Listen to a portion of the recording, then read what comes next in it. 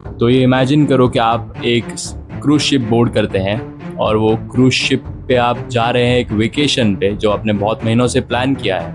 वो cruise ship अभी है साउथ अटलांटिक ओशन में। एकदम खूबसूरत नज़ारे, ठंडी ठंडी हवाएं चल रही है, आपको ऐसा लग रहा है कि जैसे आप कोई मूवी में आ चुके हैं। तो फिर अचानक से एक पेशेंट बीमार पड़ जाता है, एक आदमी बीमार पड़ जाता है, फिर उसके बाद में दूसरा बीमार पड़ जाता है।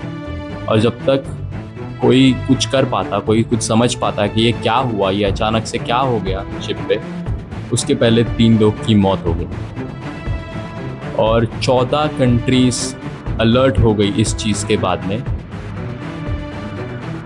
और पूरी दुनिया एक सवाल पूछने लगी, क्या ये अगला कोविड है? ये कोई थ्रिलर मूवी नहीं है, ये 2026 के अप्रैल के महीने में हुआ था, मतलब आज से ठीक 1 महीने पहले एक एक्चुअल क्रूज शिप पे, एक्चुअल क्रूज शिप पे MV हॉर्नेडस। और ये वायरस एक ऐसा वायरस जिसके बारे में शायद आपने पहले कभी नहीं सुना होगा, जिसका नाम है हंटा वायरस। और मैं जानता हूँ आपके दिमाग में अभी यही सवाल होंगे कि ये वायरस इंडिया में तो नहीं आया। तो मैं इस सवालों के जवाब दूंगा इस पूरे वीडियो में। तो इस वीडियो को एंड तक देखिए और आपको पता चल जाएगा कि ये वायरस कहाँ से आया, ये वायरस क्या करता है और ये आपकी बॉडी में कैसे अफेक्ट करता है, तो आप थोड़ा ज़्यादा सेफ रह सकें। ये वीडियो को पूरी तरीके से देखिए और आपको अगर इसी तरीके की वीडियो पसंद आती है तो मेरे चैनल को प्लीज़ सब्सक्राइब कीजिए। तो चलो थोड़ा बेसिक्स पे जाते हैं कि हंटा वायरस एक्चुअली है क्या और ये कहाँ से आया। तो हंटा वायरस कोई एक सिंगल वायरस नहीं है, ये एक पूरा फैमिली ऑफ वायरस है। मतलब बहुत सारे वायरसेस मिला के इसे एक ग्रुप ऑफ वायरसेस को हंटा वायरस कहते हैं। और ये ओरिजिनली आया चूहों से। तो चूहे एज अ कैरियर एक्ट करते हैं कि ये वायरस कैरी करते हैं और इनके थ्रू वो वायरस ह्यूमंस को अफेक्ट करता है। और इसके लिए आपको उस चूहे को छूने की भी ज़रूरत नहीं है। अगर एक एग्जांपल की तरह समझो कि अगर चूहे ने कहीं टॉयलेट कर दिया है, राइट, एंड उसका थ्रू आपको उसका स्मेल, या फिर आप कहीं आसपास हो या फिर कहीं फॉरेस्ट में आप घूम रहे हो बाय एनी चांस, तो उसके जो वेपर्स हैं उसके थ्रू भी वो आपको अफेक्ट कर सकता है अगर वो कैरी कर रहा है वो हैंटा वायरस। तो 2 डिसीज़ है जो हैंटा वायरस के थ्रू आपको हो सकती है। जैसे एक है HPS जिसका फुल फॉर्म है हैंटा वायरस पल्मोनेटरी सिंड्रोम। और इससे क्या होता है ना, ये आपके लंग्स को अटैक करता है। जब ये डिसीज़ आपको होता है थ्रू इसकी वजह से, ये आपके लंग को अटैक करता है और उसको फ्लूइड से भर देता है, पूरा पानी से भर देता है, और जिसकी वजह से आपकी दम घुट के मौत हो जा सकती है इस डिसीज़ की वजह से। जैसे मैंने आपको बोला था स्टार्टिंग में, ये डेथ हुई थी क्रूज शिप पे, तो फर्स्ट डेथ ऐसे ही हुई थी कि उनके लंग में पूरा पानी भर गया था और उसकी वजह से डेथ हुई थी। और ये वाली डिसीज़ ना नॉर्थ और साउथ अमेरिका में ज़्यादा पाई गई थी और इसका मोर्टेलिटी रेट 38% है। मतलब ये किसी को अफेक्ट कर गई ना तो 10 में से 4 लोगों की मौत हो सकती है, इसका मोर्टेलिटी रेट। और दूसरी डिसीज़ है HFRS, haemorrhagic fever and renal syndrome. ये डिसीज़ ना ज़्यादातर एशिया में पाई जाती है ज़्यादातर डिसीज़, और ये आपके किडनी पे अटैक करती है। इसका mortality rate somewhere around 1 to 15% है जिन लोग को अफेक्ट हुआ है ये डिसीज़। और ये हंटा वायरस की शुरुआत कहाँ से हुई, तो ये एक्चुअली शुरू हुआ था इन 1993, जहाँ एक यंग नवाजो मैन जो रहता था उस वक्त US में, उसकी सडनली मौत हो जाती है और कुछ ही दिन बाद उसकी फियोंसे की भी मौत हो जाती है। और जब डॉक्टर स्टडी करते हैं ये अननेचुरल डेथ को, तो वो लोग ये नोटिस करते हैं कि ये दोनों तो एकदम हेल्दी थे, तो इनकी सडन डेथ कैसे हुई, और वो भी थोड़े टाइम बाद में, एक के मौत के थोड़े टाइम बाद में दूसरे की मौत हो गई।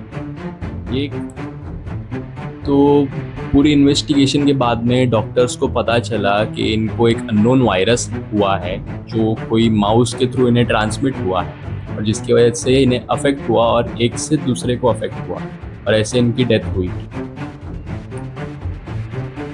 तब से मतलब 1993 से 2023 तक 860 केस तो सिर्फ US में ही डिक्लेयर हुए थे हंटा वायरस के, और globally around 60,000 to 1 lakh cases हर साल डिक्लेयर हो रहे थे एक 2024 की स्टडी के हिसाब से हंटा वायरस की, बट आधेतर केसेस ये चाइना में ही हुए थे हंटा वायरस के। तो अब मैं आपको उस स्टोरी के बारे में बताता हूँ जिसके बारे में आजकल हर कोई बात कर रहा है, जो क्रूज़ शिप की स्टोरी है, जहाँ से ज़्यादा न्यूज़ में आने लगा है अभी कि ये वायरस कैसे फैला है। तो एक डच कपल था जिनको ज़्यादा मतलब फॉरेस्ट मतलब नेचर लवर थे वो लोग। तो बिफोर वो लोग को शिप में चढ़ने से पहले वो लोग बर्ड वॉचिंग करने जाते थे, या फिर कहा जाए तो फॉरेस्ट में गए थे वो लोग। उस जगह से उनको एक रैट के थ्रू वो डिसीज़ ट्रांसफ़र हुई उनमें। और जब तक वो लोग बोट पे नहीं चढ़े थे तब तक उन्हें एकदम ठीक लग रहा था, मतलब वो लोग कम्प्लीटली फाइन थे, उन्हें कुछ हुआ नहीं था, कोई ऐसा सिम्टम नहीं था, एकदम ठीक ठाक थे वो लोग। बट शिप में चलने के बाद कुछ देर बाद में एक जो 70 साल का डच आदमी था उसमें से, उससे अचानक से ना अनकम्फर्ट होने लगा, उसको मतलब बीमार हो गया वो थोड़ा बहुत, और इससे पहले मतलब कोई कुछ कर पाता, उनकी डेथ हो गई। और कुछ टाइम बाद में उनकी वाइफ की भी डेथ हो गई, और वो जैसे मैंने आपको कहा था कि लंग्स में पानी भरने की वजह से, उनकी वजह से उसकी डेथ हो गई थी। और उसके बाद में एक जर्मन आदमी की भी डेथ हो गई जो शिप पे था। और ये सब हुआ था अप्रैल 11, 2026 में। और जब तक ये लोग WHO को रिपोर्ट कर पाते कि ये सडन डेथ्स कैसे हुई या फिर क्यों बैक टू बैक डेथ्स हो रही है, जो कि इन लोग ने रिपोर्ट पहुंचाई थी WHO तक May 2 मतलब 2 मई को 2026 उन्होंने ये रिपोर्ट पहुंचाई थी। तो तब तक कई सारे पैसेंजर्स इस डिसीज़ के शिकार हो चुके थे, और कोई भी कंट्री इस शिप को अपने पास डॉक नहीं करा रही थी क्योंकि ये डिसीज़ फैल सकती थी। WHO के डायरेक्टर ने ये कंफर्म किया था कि ये कोई अगला कोविड नहीं है, क्योंकि इसके फैलने के रिस्क कम हैं। और ये सही है, क्योंकि ये अगला कोविड नहीं है, क्योंकि कोविड कैसे फैलता था कि आप किसी के कांटेक्ट में आ गए जिसको ऑलरेडी कोविड हो चुका है तो आपको भी स्प्रेड हो सकता है। बट ये जो वायरस था जो MV हॉर्निडस शिप पे था, वो एक ह्यूमन टू ह्यूमन स्प्रेड होने के लिए, एक जिसको डिसीज़ हुआ है उसके साथ आपको बहुत टाइम तक कांटेक्ट में रहने पर वो आप पे स्प्रेड हो रहा था। और यही हुआ था उस शिप पे, क्योंकि वो उन्हें कहीं और जाने के लिए जगह नहीं थी, और इसलिए वो शिप पे वो वायरस स्प्रेड हो रहा था। तो टेक्निकली रिस्क पे कौन है, मतलब किसी सबसे ज़्यादा रिस्क है? तो रिस्क सबसे ज़्यादा वो लोग हैं जो लोग ऐसी जगह पे काम करते हैं जहाँ पर चूहे ज़्यादा है, या फिर जो लोग साफ़ सफाई का काम करते हैं, या फिर कोई ऐसी जगह पे काम करते हैं जो एकदम बंद जगह है जहाँ पर चूहे आने की चांसेस ज़्यादा है, तो वहाँ वो लोग सबसे ज़्यादा रिस्क पे हैं। और इंडिया में अपोलो हॉस्पिटल्स ने ऐसा बताया कि इंडिया बहुत लो रिस्क पे है हैंटा वायरस के, इतना ज़्यादा फैल नहीं सकता है। तो अब ये पार्ट ज़रूरी है, आपको कैसे पता चलेगा कि किसी को ये वायरस ने अफेक्ट किया है कि नहीं किया है? तो इसके कुछ अर्ली सिम्टम्स होते हैं, पर आपको लगेगा कि यार मुझे तो सिर्फ सर्दी हुई है या कुछ हुआ है। बट कभी भी ये सिम्टम्स चेक कर लो तो पहले 5 दिन में ऐसे कुछ सिम्टम्स दिखाता है, जैसे फीवर हो गया, चिल्स हो गया, फिर आपको बहुत ज़्यादा थकान होने लगी, या फिर ब्रीदिंग प्रॉब्लम हो गई। तो ये सब सिम्टम्स जो स्टार्टिंग में दिखाता है पहले 5 दिनों में जिसे अफेक्ट हुआ होता है। सो इसके बाद के दिनों के सिम्टम्स ऐसे है कार्डियो पल्मोनरी फेज़ के, कि आपको ऐसा फील होगा आपके हार्ट में मतलब ज़्यादा थोड़ा प्रेशर आ रहा है पंप होने के लिए, या फिर आपको ब्रीदिंग प्रॉब्लम हो रहा है, या फिर ऐसा कुछ सिम्टम्स आ रहा है कि बेसिक चीज़ों में भी आपको प्रॉब्लम हो रही है। ये सब सिम्टम्स वो बाद में दिखाता है, ये 5 दिनों के सिम्टम्स के बाद के सिम्टम्स वो ऐसे दिखाता है, ये सारे सिम्टम्स दिखाता है।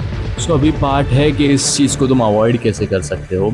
तो फिर आपको ध्यान देना पड़ेगा कि आपके घर में कोई चूहे हुए ना घुस जाए, आप सब खाना वाना जहाँ आपने स्टोर किया है वो ठीक से किया हो, और जितना चूहों से दूर रह सको उतना रहना बेटर है, क्योंकि पता नहीं कभी किसको स्प्रेड हो जाएगा वायरस ना। वो अभी इतना ज़्यादा वायरस है नहीं, बट बढ़ भी सकते हैं ना केसेस, वी नेवर नो। तो सबसे ज़्यादा ज़रूरी सवाल, क्या इंडिया रिस्क पे है? तो इसका जवाब है नहीं, क्योंकि ये जो आउटब्रेक हुआ है हंटा वायरस का, ये एक साउथ अमेरिका के एक रीजन में हुआ है, और इतना ज़्यादा यहाँ स्प्रेड नहीं हुआ है क्योंकि वो सब शिप पे ज़्यादा स्प्रेड हुआ है, क्योंकि वो लोग ज़्यादा देर तक कांटेक्ट में थे एक दूसरे के, इसलिए वो जल्दी स्प्रेड हुआ उन लोगों में। और हमें हर वायरस ने एक ही लेसन सिखाया है कि सबसे ज़्यादा खतरनाक वायरस वो नहीं होता जो एकदम अचानक से सिम्टम्स दिखा देता है। सबसे ज़्यादा खतरनाक वायरस वो होते हैं जो स्टार्टिंग में तुम्हें एक नॉर्मल सिम्टम्स दिखाते हैं और तुम्हें लगता है कि मुझे सिर्फ फीवर है या फिर सिर्फ कोल्ड है और हम उसे इग्नोर करते हैं। वो वायरस सबसे खतरनाक रहता है, हमें पता ही नहीं होता कि हमें वायरस ने अटैक कर दिया है। तो इसलिए सेफ रहो, चूहों से दूर रहो और जो कर सकते हैं अवॉइड करने के लिए वो करें हम, वो बेटर है। और मैंने इस वीडियो में आपको सब कुछ बता दिया है हैंटा वायरस के बारे में, और जो क्रूज शिप की स्टोरी थी वो भी मैंने पूरी तरह से एक्सप्लेन कर ली है। अगर आपको वीडियो अच्छा लगा हो तो आप सब्सक्राइब कर दीजिए मेरे चैनल को और बेल आइकन दबा दीजिए, सो मैं जब भी अपनी नेक्स्ट वीडियो डालूँ तो आपको सबसे पहले नोटिफिकेशन मिल जाए। Thank you.